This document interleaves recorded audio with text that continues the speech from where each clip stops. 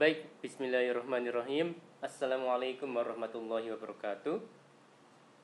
Kita lanjutkan perkuliahan kita. Perkuliahan kali ini topiknya adalah pendekatan efektivitas organisasi (EO). Materi ini saya dapatkan dari internet dengan sumbernya adalah sebagai berikut.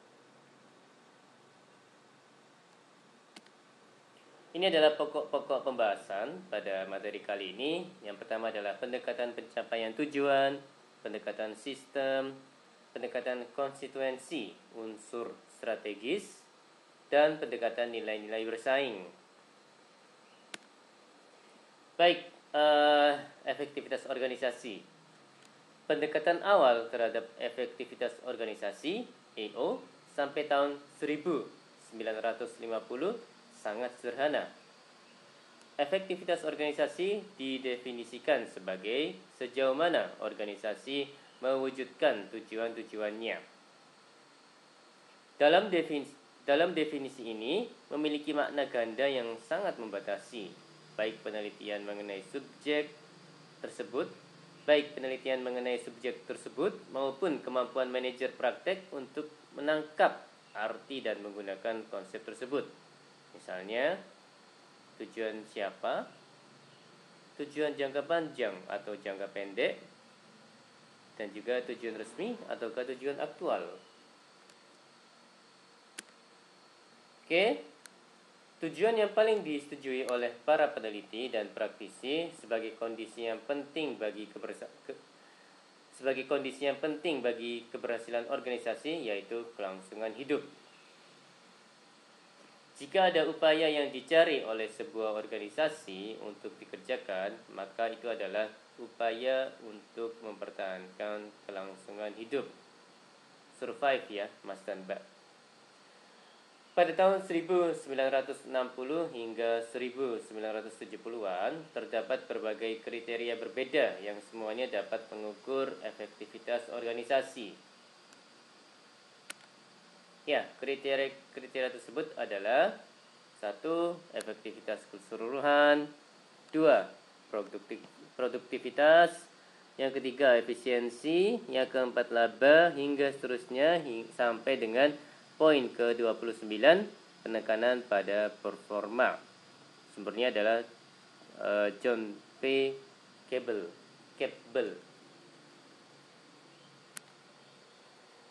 Baik, ini terkait karakteristik efektivitas organisasi.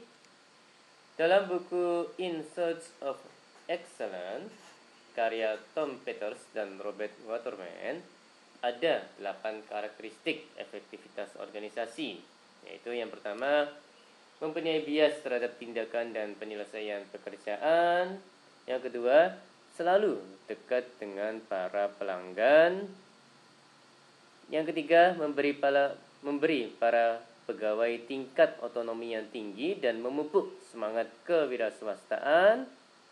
Yang keempat, berusaha meningkatkan produktivitas lewat partisipasi para pegawainya. Kemudian yang kelima, para pegawai mengetahui apa yang diinginkan perusahaan. Para manajer aktif pada masalah di semua tingkatan. Dan yang keenam, mereka selalu dekat dengan usaha yang mereka ketahui dan pahami. Dan yang ketujuh, mempunyai struktur organisasi yang luas dan sederhana dengan jumlah orang yang minimal dalam aktivitas staf pendukung. Dan yang kedelapan, menggabungkan kontrol yang ketat dan desentralisasi untuk mengamankan nilai-nilai inti dari perusahaan. Baik, jadi dalam kalau saya tidak salah, dalam menggambarkan efektivitas organisasi itu ada beberapa pendekatan, Mas dan Mbak. Jadi yang pertama ini adalah pendekatan pencapaian tujuan. Jadi poin-poinnya, sebuah organisasi diciptakan untuk mencapai tujuan yang telah ditetapkan sebelumnya. Jadi efektivitas organisasi harus dinilai sehubungan dengan pencapaian tujuan organisasi, bukan caranya. Jadi kalau menggunakan pendekatan pencapaian tujuan, jadi efektivitas organisasi itu dinilainya berdasarkan tujuan yang sudah dicanangkan oleh organisasi, Mas Tanba. Jadi bukan prosesnya ya. Berikutnya, organisasi dibuat dengan sengaja, rasional dalam upaya pencapaian tujuan. Jadi ya memang karena pencapaian tujuan ya fokusnya adalah ya pencapaian tujuan gitu. Pendekatan ini, pendekatan pencapaian tujuan, maka ya fokusnya adalah pencapaian tujuan. Seperti itu, Mas Tanba. Oke, berikutnya, agar tujuan menjadi ukuran harus mengandung asumsi beberapa hal, ya, yaitu organisasi mengupayakan tujuan akhir. Tujuan dapat diidentifikasikan dengan baik. Tujuan sedikit dan fokus agar mudah dikelola. Dan yang berikutnya ada konsensus atau kesepakatan seluruh anggota terhadap tujuan-tujuan tersebut.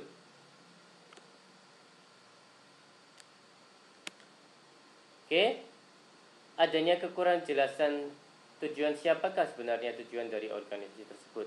Apakah tujuan dari pemimpin? Apakah tujuan dari satu orang saja, yaitu pemilik perusahaan, pemilik organisasi? Ataukah tujuan karyawan? Ataukah tujuan pihak-pihak luar? Seringkali apa yang telah secara resmi dinyatakan oleh perusahaan bukanlah tujuan yang sebenarnya. Fakta bahwa organisasi memiliki tujuan yang majmuk, banyak dan tidak fokus. Jadi ya bisa jadi banyak tujuan yang ingin dicapai gitu ya di sebuah organisasi ya, dan khawatirnya sih ini bisa menjadikannya tidak fokus. Oke, yang kedua, pendekatan yang kedua adalah pendekatan sistem, Mas Tanpa. Jadi poin-poinnya, sebuah organisasi harus dinilai berdasarkan kemampuannya untuk memperoleh masukan, memproses masukan, menyalurkan keluarannya, dan mempertahankan stabilitas dan keseimbangan. Jadi ini masih itu ya, Mas Tanba, terkait dengan mendefinisikan efektivitas organisasi. Jadi menggambarkan efektivitas organisasi, ya ada beberapa pendekatan. Tadi sudah pendekatan pencapaian tujuan, yang ini adalah pendekatan sistem. Poin berikutnya, asumsi yang mendasari terhadap efektivitas organisasi sebagai sistem diimplikasikan bahwa organisasi terdiri dari sub-sub bagian yang saling berhubungan. Yang namanya juga sistem ya, Mas dan Mbak ya. Akan ada komponen-komponen, ada elemen-elemen yang satu sama lain gitu ya, terkait untuk mencapai sebuah tertentu. Oke. Poin berikutnya, efektivitas membutuhkan kesadaran dan interaksi yang berhasil dengan konstituensi lingkungan. Poin berikutnya, pendekatan sistem memfokuskan pada cara-cara yang diperlukan untuk memastikan kelangsungan hidup organisasi yang terus-menerus. Oke, tabel ini adalah contoh ukuran efektivitas sistem untuk berbagai jenis organisasi. Jadi ada perusahaan ya, ada rumah sakit, ada perguruan tinggi. Jadi poin-poin ukuran efektivitas sistem dari masing-masing organisasi. Kalau perusahaan itu ada laba atas investasi, ada perputaran persediaan, ada volume penjualan, ada perubahan modal kerja. Sedangkan rumah sakit ada jumlah total pasien yang dilayani, investasi modal dalam teknologi kesehatan, jumlah total pasien yang dilayani, dan perubahan jumlah pasien yang dilayani. Sedangkan untuk perguruan tinggi, jumlah publikasi fakultas, biaya untuk sistem informasi, dan jumlah mahasiswa yang lulus, serta perubahan mahasiswa mendaftar. Masuk ke pendekatan berikutnya, yaitu pendekatan konstituensi strategis. Poin-poinnya adalah, organisasi akan efektif apabila dapat memenuhi tuntutan dari konstituen yang terdapat dalam lingkungan organisasi tersebut.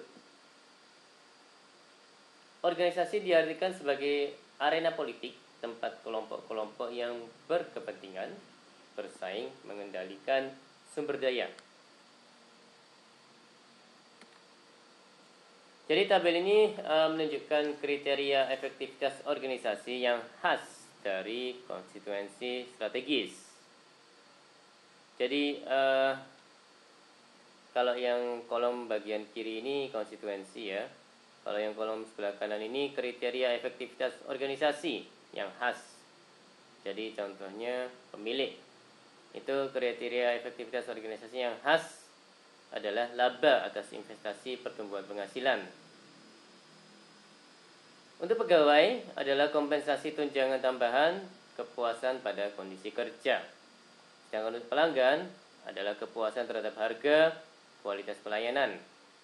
Untuk pemasok, kepuasan terhadap kepuasan terhadap pembayaran, potensi dari penjualan masa datang.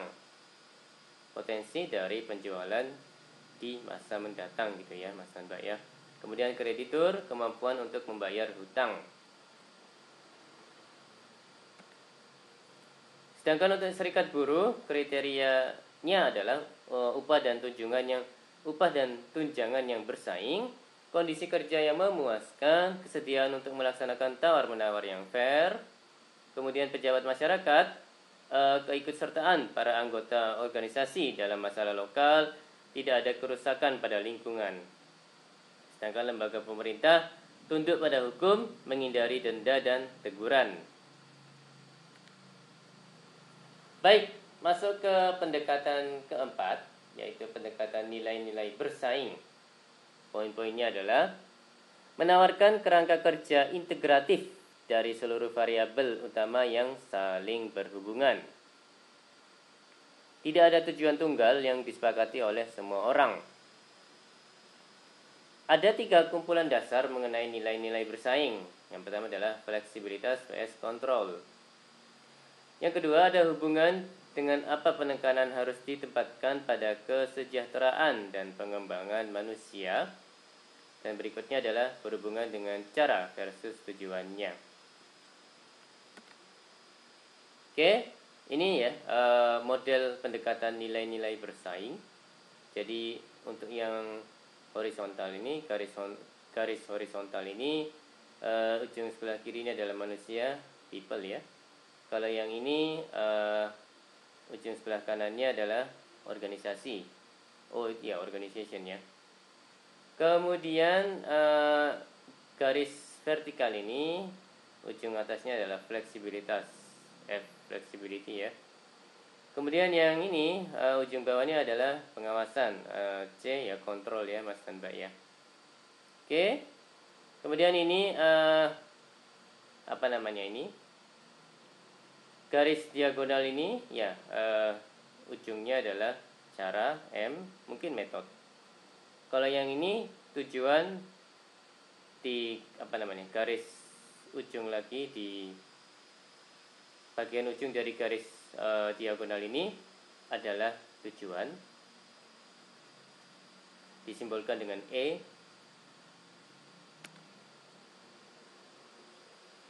Jadi ini masih terkait dengan model pendekatan nilai-nilai bersaing.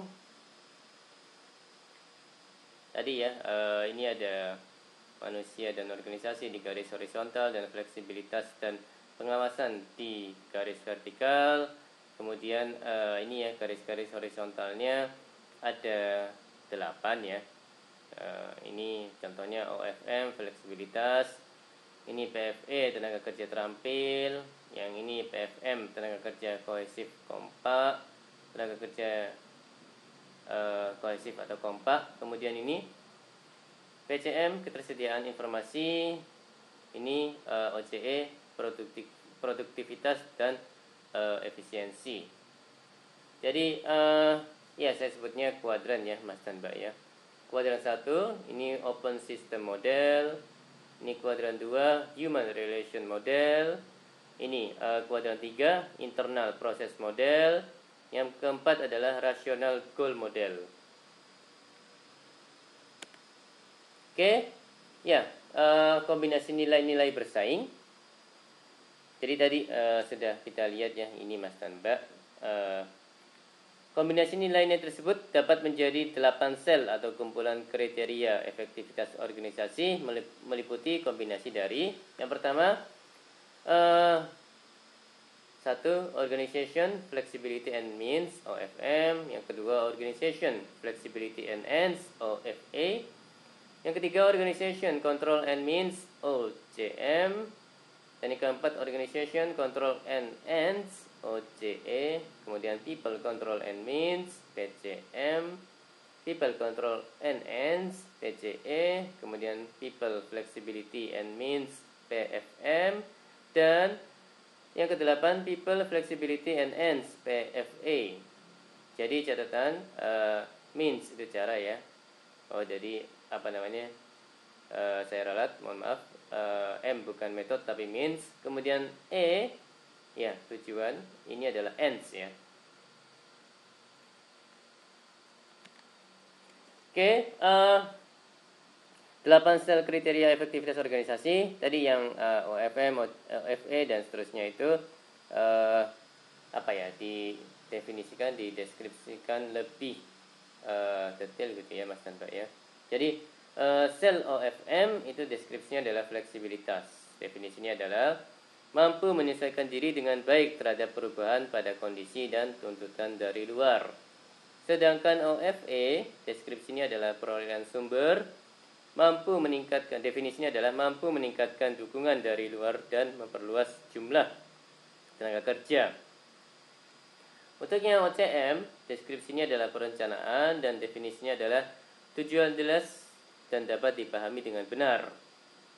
OCE, produktivitas dan efisiensi, volume keluaran tinggi, resiko keluaran terhadap masukan tinggi. Sedangkan PCM, deskripsinya adalah ketersediaan informasi, definisinya adalah saluran komunikasi membantu pemberian informasi kepada orang mengenai hal-hal yang mempengaruhi pekerjaan mereka. PCE, sel PCE, deskripsinya adalah stabilitas. Definisinya adalah perasaan tentram, kontinuitas, kegiatan-kegiatan berfungsi secara lancar. Sedangkan sel PFM, deskripsinya adalah tenaga kerja yang kohesif. Definisinya adalah pegawai mempercayai, menghormati, dan dapat bekerja sama dengan yang lain. Untuk sel PFE, deskripsinya adalah tenaga kerja terampil. Definisinya adalah pegawai mengikuti pelatihan dalam upaya meningkatkan keterampilan dalam kapasitas untuk dapat melaksanakan pekerjaan dengan baik. Baik, sekian dari saya. Mohon maaf kalau ada kata-kata yang salah. Terima kasih atas perhatiannya. Wassalamualaikum warahmatullahi wabarakatuh.